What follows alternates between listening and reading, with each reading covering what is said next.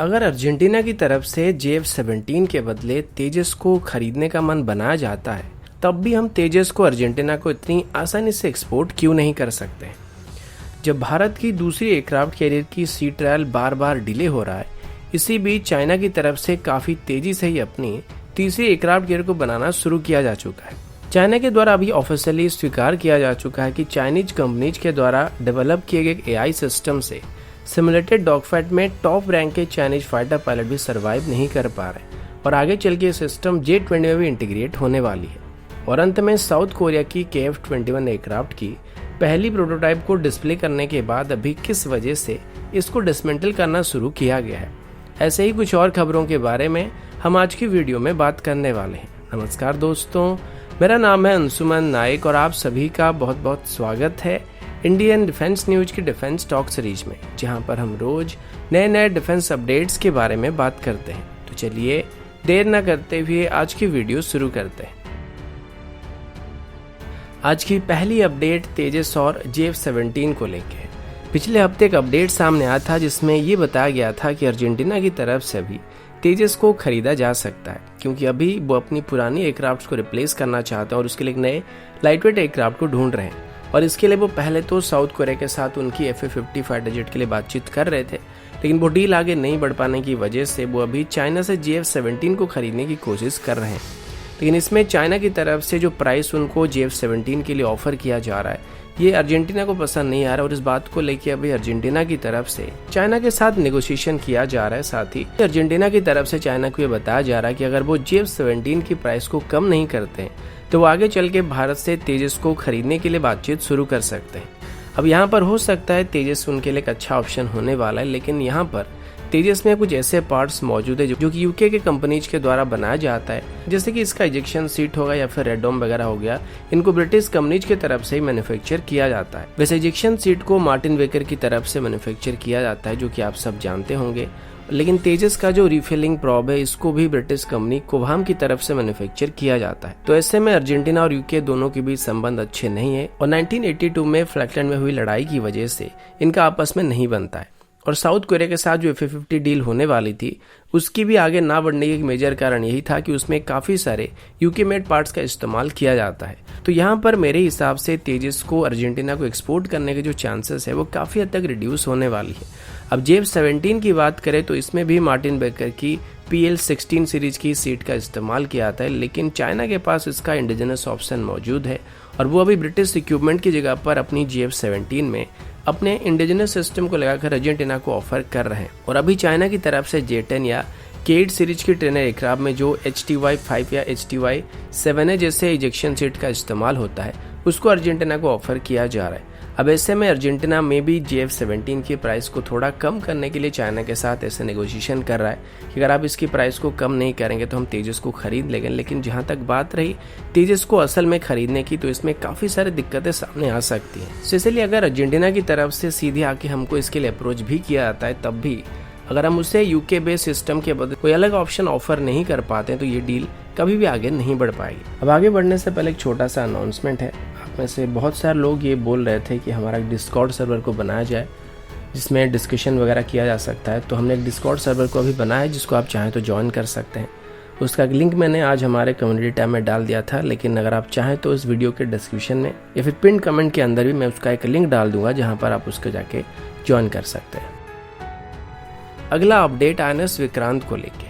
अगर आप सबको याद होगा, लगभग एक महीने पहले एक अपडेट सामने आया था जिसमें ये बताया गया था कि INS विक्रांत की जल्दी से ही सी ट्रायल शुरू होने वाली है और इसे 2022 तक इंडियन नेवी में शामिल करने का प्लान किया जा रहा है। और अभी 2021 के एंड तक इसकी सभी ट्रायल को कंप्लीट करने के बाद 2022 की शुरुआत में इसको इंडियन नेवी में कमीशन कर दिया जाएगा। लेकिन आज हमारे एक टॉप डिफेंस साइड में इसको लेकर एक रिपोर्ट आया था जिसमें ये बताया गया कि अभी इसकी सी ट्रायल कुछ दिन और डिले होने वाली है। वैसे पिछले साल नवंबर से ही INS विक्रांत की बेसिन ट्रायल कंप्लीट हो चुका है, जबकि इसी साल की फर्स्ट हाफ के अंदर ही इसकी सी ट्रायल शुरू होने वाली थी, ताकि 2021 के एंड तक या 2022 की शुरुआत में ही इसको नेवी में शामिल कराया जा सके। लेकिन अभी बताया जा रहा है कि इसको अभी अक्टूबर तक पोस्टपोन किया जाएगा और जब तक रेनी सीजन कंप्लीट नहीं होता है तब तक INS विक्रांत की सी ट्रायल को पोस्टपोन किया जाएगा।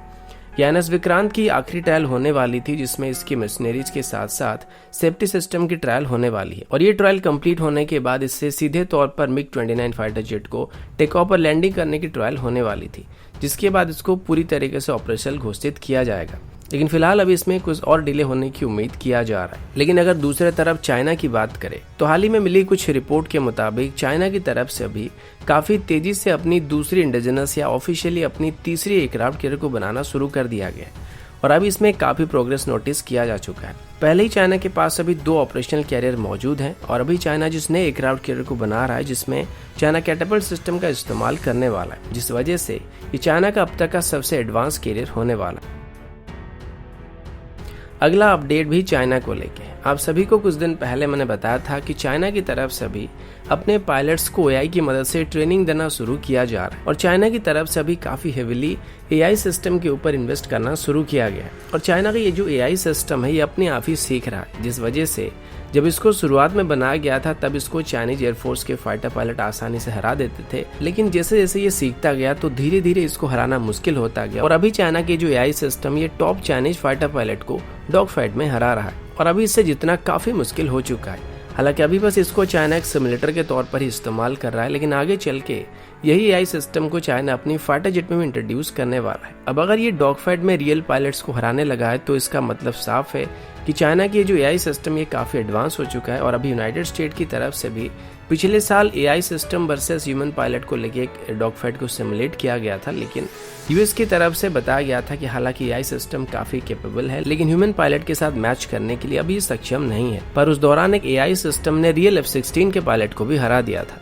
अब एआई सिस्टम होने का अपना एक फायदा होता है क्योंकि वो एक्सट्रीम जी को पुल कर सकते हैं और वो ब्लैकआउट नहीं होंगे और इस वजह से इनके बॉडी के ऊपर भी कोई स्ट्रेस नहीं पड़ता क्योंकि इनका बॉडी नहीं होता है। पर असल पायलट के साथ ये सभी दिक्कतों का सामना करना पड़ता है। पर रियल टाइम डिसीजन लेने की जो क्षमता होती है वो किसी पायलट के मुकाबले एआई सिस्टम में काफी कम होता है, लेकिन अभी पहले के मुकाबले एआई सिस्टम काफी एडवांस हो चुके हैं और अभी चाइना की तरफ से जो एआई सिस्टम डेवलप किया गया है वो एक सेल्फ लर्निंग एआई सिस्टम है जिसमें काफी अंतर है और अभी एक रायता तो इन्होंने पहले से ही फैला रखा है जिससे पूरी दुनिया परेशान है और मुझे अभी डर लगने लगा कि आगे चल के ये टर्मिनेटर को भी फैलाने वाले हैं। लेकिन अगर यहाँ पर चाइना की जो एआई सिस्टम है उतना अच्छा और कैपेबल सिस्टम है तो आगे चल के हम सभी को इससे खतरा होने वाला है।